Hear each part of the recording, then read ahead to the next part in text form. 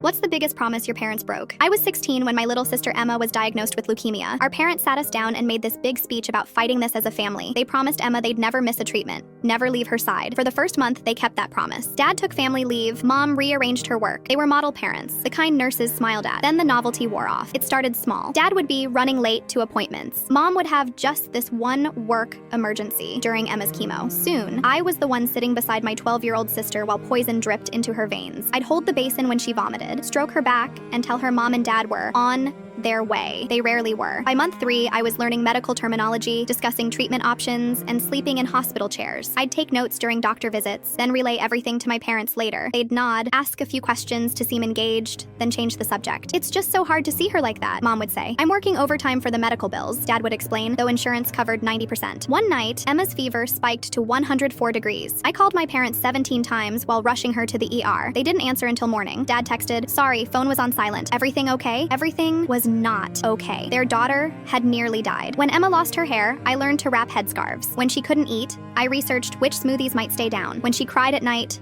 terrified of dying, I was the one who held her and promised everything would be okay. My senior year became a blur of hospital corridors and missed classes. My college application sat half-finished. Meanwhile, my parents' Instagram showed them at restaurants, concerts, weekend getaways, mental health breaks, they called them. The breaking point came during Emma's bone marrow transplant. She needed someone there 24/7 for 2 weeks of isolation. My parents promised they'd take shifts with me. On day 2, Mom called with terrible migraine. Dad had an unavoidable client dinner. I stayed all 14 days straight, sleeping on a cot, showering in the hospital bathroom. When Emma finally rang the remission bell 6 months later, my parents showed up in new outfits with a photographer. They posted tearful captions about our family's journey and never giving up. The comments praised their strength and dedication. That night, I found Emma crying in her room. "What's wrong?" "This is good news," I said. "They're acting like they were there," she whispered. "But they weren't. You were." After Emma recovered, I graduated and moved out immediately. I took a job instead of college to save money. 6 months later, I filed for legal guardianship of Emma. My parents were shocked, genuinely confused why I would tear apart our family after we'd all been through so much together. The judge reviewed Emma's medical records, noting who had signed every form and attended every appointment. He asked my parents to name Emma's doctors, her medications, or any details of her treatment plan. They couldn't. I got full custody when I was 19. Emma moved in with me that weekend. 3 years later, my parents called. Dad had been diagnosed with lymphoma. The cruel irony wasn't lost on me. They needed someone to drive him to treatments, manage his medications, and help navigate the medical system. Mom was too overwhelmed to handle it alone. "We need you," they said. "Family has to be there for each other." During times like this, I agreed to meet them at the hospital for Dad's first treatment. I sat with them in the waiting room, watching their nervous faces as they confronted the same sterile environment Emma had lived in for years. When the nurse called Dad's name, I stood up,